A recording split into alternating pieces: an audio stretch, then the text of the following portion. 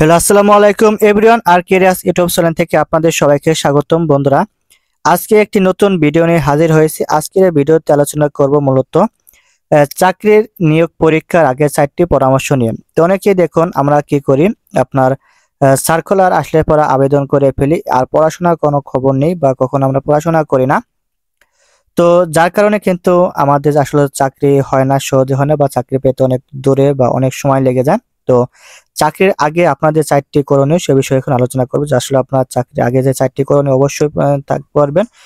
এই 4টি পরামর্শ আপনারা যদি সঠিকভাবে পালন করতে পারেন তাহলে আপনারা অতি দ্রুত সরকারি চাকরি নিতে পারবেন। তো চলুন ভিডিওটি শুরু করা যাক। তো বন্ধুরা, ভিডিও শুরু করার আগে আপনি যদি আমার এই চ্যানেলে নতুন হয়ে থাকেন, চ্যানেলটি অবশ্যই সাবস্ক্রাইব করে রাখবেন যাতে পরবর্তী ভিডিও আপনি খুব সহজে পেতে পারেন। তো চলুন ভিডিওটি দেখা যাক। দেখুন, চাকরি নিয়োগ পরীক্ষার আগে যে 4টি পরামর্শ, 4টি পরামর্শ ধৈর্য সহকারে দেখুন, তাহলে আপনি অনেক উপকৃত হবেন আশা করি। দেখুন, এই যে আপনার প্রস্তুতি 1 নম্বর যে ছকটা আছে, এই ছকটা আপনারা ফলো করুন। যে এখানে আসলে কি লেখা আছে, এই ছকটা আপনারা ফলো করুন। যেটা দেখুন যে প্রস্তুতির ছক ঠিক করুন।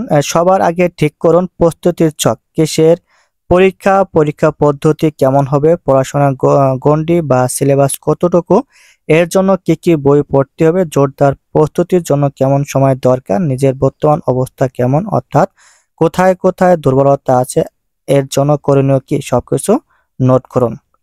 দ্বিতীয় যে আপনার এটা আছে, দ্বিতীয় যে অপশনটা দেখুন, দ্বিতীয় অপশনে কি লেখা আছে, যে সময় বের করুন ও রুটিন সাজান। দৈনন্দিন কাজ ও ব্যস্ততার মধ্যে চাকরির প্রস্তুতির জন্য পর্যাপ্ত সময় বের করুন।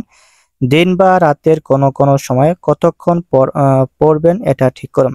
এবার যে যে বিষয়ে প্রস্তুতি নেবেন সেগুলো তালিকা করে অগ্রাধিকার ভিত্তিতে বিষয় ও সময় বন্টন করে এমন রুটিন ঠিক করুন যেটা অনুসরণ করলে সময় মতো সব বিষয়ে ঠিকঠাক প্রস্তুতি নেওয়া যাবে। এরপরটা কি আছে দেখুন, আপনার অভিজ্ঞদের সহায়তা নিন। যারা আপনার তার আগে 3 নম্বর দেখে আপনার এখানে কি বলছে, 3 নম্বরে দেখুন, 3 নম্বরে আছে যে সম্ভাব্য প্রশ্ন কি হতে পারে বের করুন। সম্ভাব্য প্রশ্ন কি হতে পারে, প্রশ্নের ধরন সাধারণত কেমন হয়, কি ধরনের প্রশ্নের মান কেমন থাকে, কোনগুলোর উত্তর ভুল হওয়ার আশঙ্কা থাকে, এগুলো যত বেশি জানতে পারবেন পরীক্ষার প্রস্তুতিও তত বেশি ভালো হবে। যে পদ বা প্রতিষ্ঠানের নিয়োগে পরীক্ষায় অংশ নেবেন সেখানকার বিগত পরীক্ষার প্রশ্নপত্র সংগ্রহ করলে কাজটা সহজ হয়ে যাবে। এরপর দেখুন 4র্থ নম্বরে কি দেওয়া আছে, 4র্থ যে অপশনটি দেওয়া আছে দেখুন, এই 4র্থ অপশনে দেওয়া আছে যে অভিজ্ঞদের সহায়তা নিন। অভিজ্ঞদের পরামর্শ বা সহায়তা অনেক কিছুতেই আপনার কাজ সহজ করে দেবে।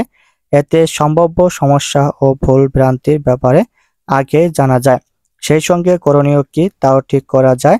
অভিজ্ঞরা অনেক সময় ভুল করতে করতে সফল হন, আর আপনি তাদের অভিজ্ঞতার কথা শুনে ভুল করার আগেই নিজেকে শুধরে নিতে পারেন। তো বন্ধুরা, এই 4টি পরামর্শ আপনারা অবশ্যই পালন করেন। এই 4টি পরামর্শ আপনারা যদি সহজে পালন করতে পারেন তাহলে আশা করা যায় আপনার সরকারি চাকরি নিতে বেশি দেরি হবে না, বা আপনারা খুব সহজে সরকারি চাকরি নিতে পারবেন। তো বন্ধুরা, আজকের ভিডিও এই পর্যন্তই। সবাই ভালো থাকবেন, সুস্থ থাকবেন, এবং আপনি যদি আমার চ্যানেলে নতুন হয়ে থাকেন চ্যানেলটি অবশ্যই সাবস্ক্রাইব করে রাখবেন। আসসালামু আলাইকুম।